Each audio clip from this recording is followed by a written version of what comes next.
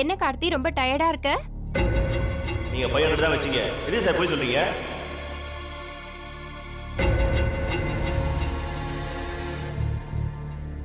நீங்க 500 தான் வச்சீங்க. நானும் பிரபு விளையாடாதீங்க. என்னடா நான் பாட்டுக்கு பேசிக்கிட்டே இருக்கேன், நீ எதுவும் சொல்லாம உட்காந்துருக்க?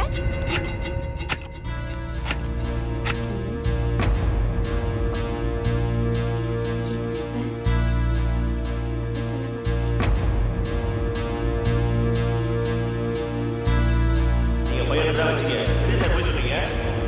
கார்த்தி, டேய் கார்த்தி. என்னாச்சு?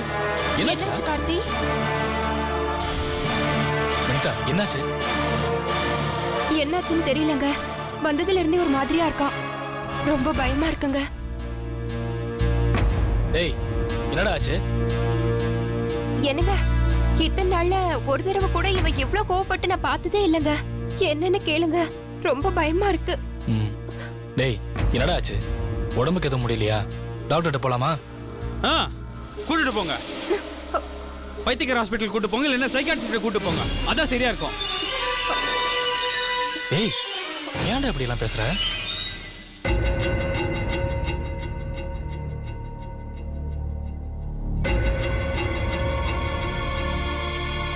சாரி அண்ணா, எங்க இருந்த கோவத்தை உங்ககிட்ட காமிச்சிட்டேன். ஐம் சாரி அண்ணா. சரி அதை விடு, உனக்கு என்ன பிரச்சனை அது சொல்லு. எல்லாமே தப்பா இருக்கு. புரியல. திவ்யாவுக்கும் எனக்கும் கல்யாணம் பண்ணி வைக்க கூடாதுன்னு நினைக்கிறாங்க. யாரு? அந்த வீட்டுல இருக்க எல்லாரும் தான். டேய் நிறுத்தணும்னு நினைக்கிறவங்க எதுக்குடா அவங்களா நம்மளை கூப்பிட்டு சம்மந்தம் பேசணும்? சம்மந்தம் பேசினது யாரு? ஆறாருங்கிற ஒருத்தர் தான். மத்த எல்லாருமே திட்டம் போட்டு ஏதோ பண்ற மாதிரி இருக்குது. நல்லா யோசிச்சு பாருங்க. ஆரம்பத்துல இருந்து ஒவ்வொன்றும் பிளான் பண்ணி பண்ற மாதிரி இல்ல? எனக்கும் திவ்யாக்கும் கல்யாணம் நடக்காம இருக்க என்னென்ன பிளான் பண்ண முடியுமோ அதெல்லாம் பண்ணிட்டு இருக்காங்க. இப்ப கூட அந்த பிரபு ஏதோ பிளான் பண்ணி ஒரு பேரிகேட்டை அடி அவங்க வச்சுட்டான். என்னடா சொல்ற? ஆமா அண்ணே, திவ்யாவையும் என்னையும் அந்த பிரபு ஹோட்டலுக்கு கூட்டு போனான். அங்க போய் சாப்பிட்டு முடிச்ச உடனே நான் தான் பில்லுக்கு பணம் வச்சேன். 800 ரூபா வந்துச்சு. நான் 1000 ரூபா நோட்டு வச்சேன். ஆனா அந்த பேரர் நான் 500 ரூபா தான் வச்சேன்னு சாதிக்கிறான். ஏய் ஒருவேளை மறந்துட்டு 500 ரூபாய் வச்சிருக்க போறான்டா. இல்லண்ணே, என்கிட்ட 500 ரூபா நோட்டே இல்ல. என்கிட்ட இருந்ததெல்லாம் 1000 ரூபா நோட்டு. எப்படி 1000 ரூபா 500 ரூபா மாறும்? இதுல அந்த பிரபுவோட தில்முள்ள தான் ஏதோ இருக்குண்ணே. வேற தப்பா சொன்னா இதுல பிரபு எப்படி பொறுப்பாக? அண்ணி, நான் 500 ரூபா தான் வச்சு அந்த பிரபு வம்படியா சொல்றான். அதை வச்சுதான் அவன் ஏதோ திட்டம் போட்டிருக்கான்னு எனக்கு டவுட் வந்துச்சு. அவங்க பண்ற ஒவ்வொன்றும் இந்த கல்யாணத்தை நிறுத்தணுங்கிற மாதிரியே இருக்குது. அவங்க யார் இந்த கல்யாணத்தை நிறுத்த? முதல்ல திவ்யா என்னோட லவர், அதுக்கப்புறம் தான் அவங்க தத்தெடுத்த பொண்ணு. அது என்னது? அது நேத்து வந்து தத்தெடுத்துட்டு எல்லாமே என்னன்னு சொல்லுவாங்களா? நான் இப்போ ஃபோன் பண்ணி திவ்யாட்ட வாடினா வரப்போறா. எப்ப இருந்தாலும் இந்த வீட்டுக்கு வரப்போறதானே? டேய் அண்ணே போன கூட திவ்யா கிட்ட கேக்குறேன். நான் முக்கியமா அவங்க முக்கியமானு? என்ன பரிச்சு வைக்க போறியா? ஆமாண்ணே, தெரிஞ்சவனால. நீ என்ன பண்ணாலும் திவ்யாவுக்கு தான் தேவையில்லாத மன கஷ்டம். அதை புரிஞ்சுக்கடா. தேவையில்லாம எதுக்கு எடுத்தாலும் இப்படி சண்டை கோழி மாதிரி திமிரிக்கிட்டு நிக்காதடா. அண்ணே, இந்த கல்யாணம் முடியறதுக்குள்ள என்ன எவ்வளவு அவமானப்படுத்த முடியும் அவ்வளவு அவமானப்படுத்த நினைக்கிறாங்க.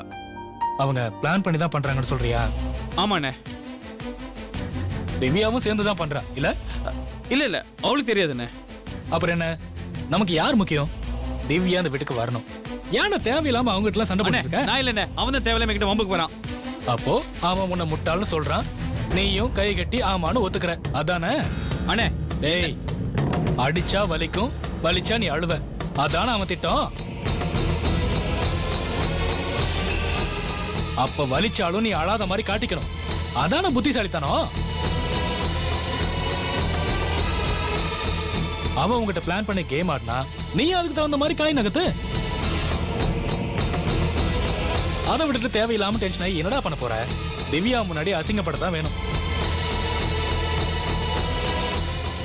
ஆரம்பத்துல அந்த ஃபேமிலி வேண்டான்னு சண்டை போட்டதே நான் தான். இப்ப நானே சொல்றேன்டா, பொறுத்து போ. கல்யாணம் நடக்கிற வரைக்கும் நீ பொறுமையா தான் இருக்கணும். திவ்யா நம்ம வீட்டுக்கு வந்ததுக்கு அப்புறம் அவங்களால என்ன பண்ண முடியும்?